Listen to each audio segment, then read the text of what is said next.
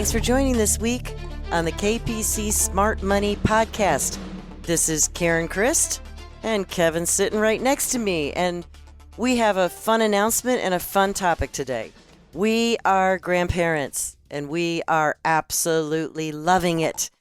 But we thought, hey, it might be good to do a podcast on grandparenting, because, it's pretty life-altering, isn't it? Yes, and you know what? If that grandbaby of yours was any better, he'd have wings, wouldn't he?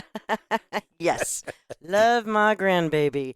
But in the meantime, we realized, you're taking two couples, putting them together. They're married. They have a child. You're also taking extended family. And I never really realized kind of the pressure of new parents, that what they can go through. And it's been a while for you. Well, yeah, it's been a while. Yeah. It brings back some memories, though, doesn't it? It does. It's wonderful. It's a great joy in life, but it also, there's certain skills, okay, that need to go along with being a grandparent. And I think one of them is you really got to look at the relationship building when you are interacting with your grandchildren, because not every grandparent has the luxury of living down the street from their grandchildren's. A lot of grandparents today deal with long distance situations. Well, hey, how wonderful it is to have FaceTime and all of that. Now you can take a video of your kid, and it's not from this piece of equipment that's the size of a small suitcase and weighs 10 pounds. Remember? Like the old video cameras? First video camera, you put it on your shoulder like you were worked for Channel 5. Yes, it was it was tough. It was hard. Well, think about our parents, like those 16 millimeter or 8 millimeter, the reel-to-reel deals, oh, yeah, and the home movies that made the noise, Yep. So listen, if you don't have the ease of living close to your kids or your grandkids, go look at all the wonderful options to stay connected.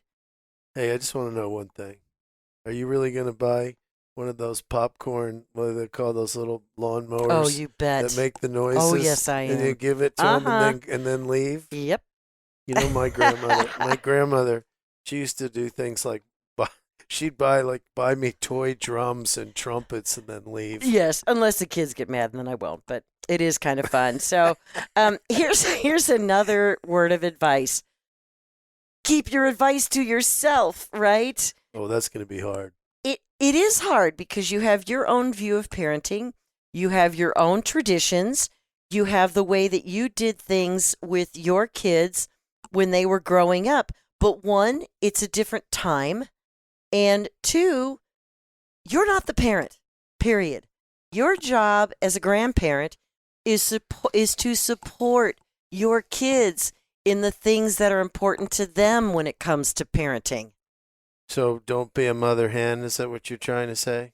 Well, yeah, and sometimes advice can come off as, like you're putting them down or you don't think they're doing a good job. I mean, think of it inherently. If you give advice that's unsolicited, it can easily be interpreted, I don't think you're doing a good job. You're doing it the wrong way. Right. So keep unsolicited advice to yourself. Yeah, that's a hard one. Well, and don't go overboard buying gifts, right? Yeah.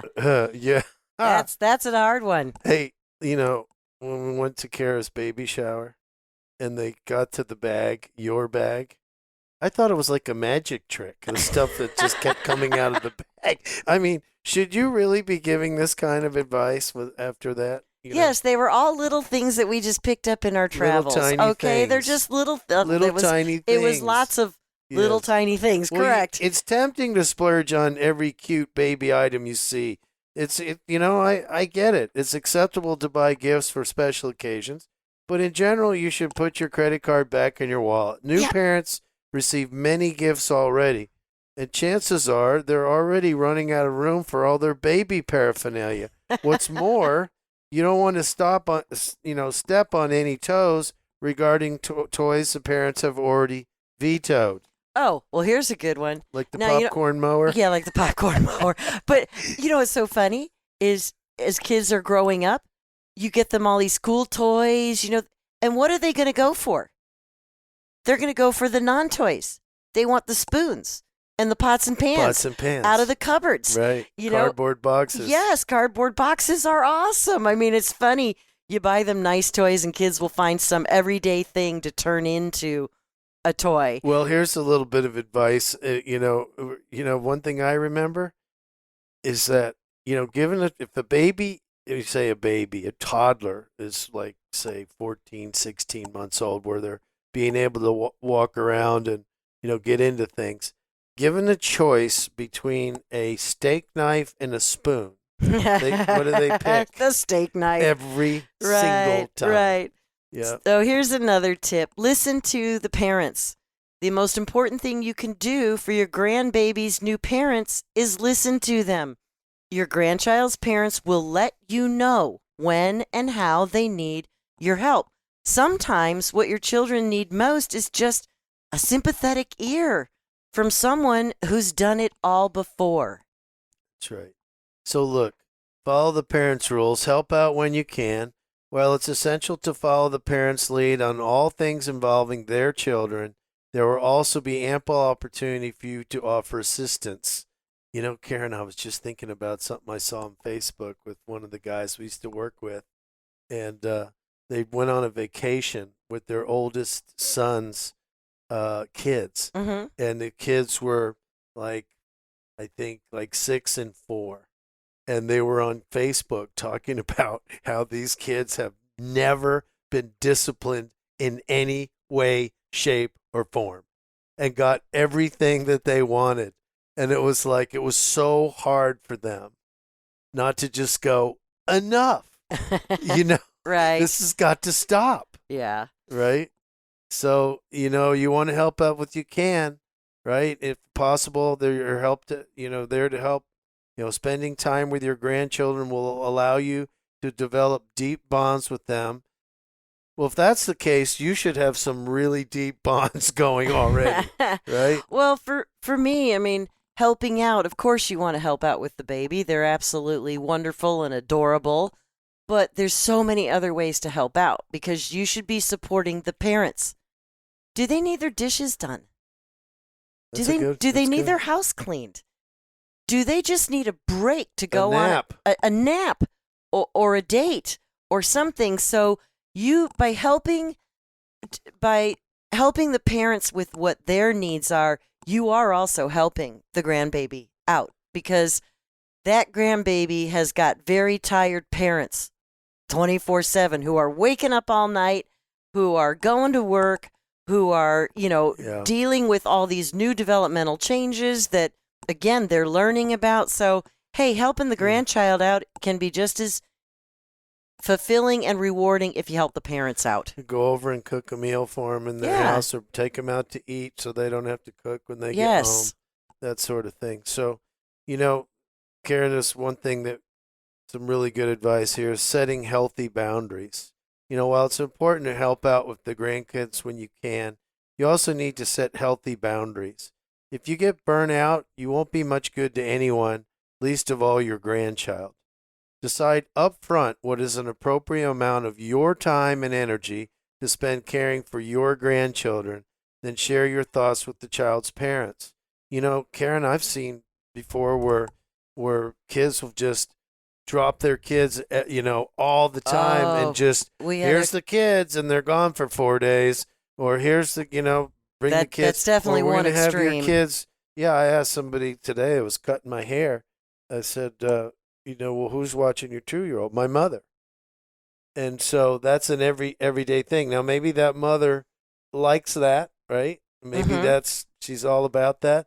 But maybe that grandmother needs a break. True. Right? True, yeah. So you got to, because you're older when you're running around after those little ones. Yeah. So, right. Having grandkids, it is a fantastic experience. Just make sure you remember the appropriate role you should play in the life of your grandchildren and always respect the parents' wishes. These babies are their babies. You just get to enjoy them. And last but not least, don't be overbearing. It's not your child. There you go. All right. Well, thanks for listening to us on this week's podcast, and we'll catch you next week. You've been listening to Kevin and Karen Christ on the KPC Smart Money Podcast. You've been listening to the KPC Smart Money Podcast with Kevin and Karen Christ. To listen to more episodes, visit kpcsmartmoney.com. You can also find the KPC Smart Money Podcast on Apple Podcasts, Google Play, Spotify, and Stitcher. KPC Financial Solutions is an independent financial services firm that utilizes a variety of investment and insurance products. Investment advisory services offered only by duly registered individuals through KPC Financial Solutions, LLC, a registered investment company. Investing involves risk, including the potential loss of principal. Any reference to protection, safety, or lifetime income generally refer to fixed insurance products, never securities or investments. Insurance guarantees are backed by the financial strength and claims-paying ability of the issuing carrier. This podcast is intended for informational purposes only. It is not intended to be used as the sole basis for financial decisions, nor should be construed as advice designed to meet the particular needs of an individual situation. KPC Financial Solutions is not permitted to offer, and no statement made during the show shall constitute tax or legal advice. Our firm is not affiliated with or endorsed by the U.S. government or any governmental agency. The information and opinions contained herein provided by third parties have been obtained from sources believed to be reliable, but accuracy and completeness cannot be guaranteed by KPC Financial Solutions. Hypothetical examples have been provided for illustrative purposes only. It does not represent a real-life scenario and should not be construed as advice designed to meet the particular needs of an individual's situation.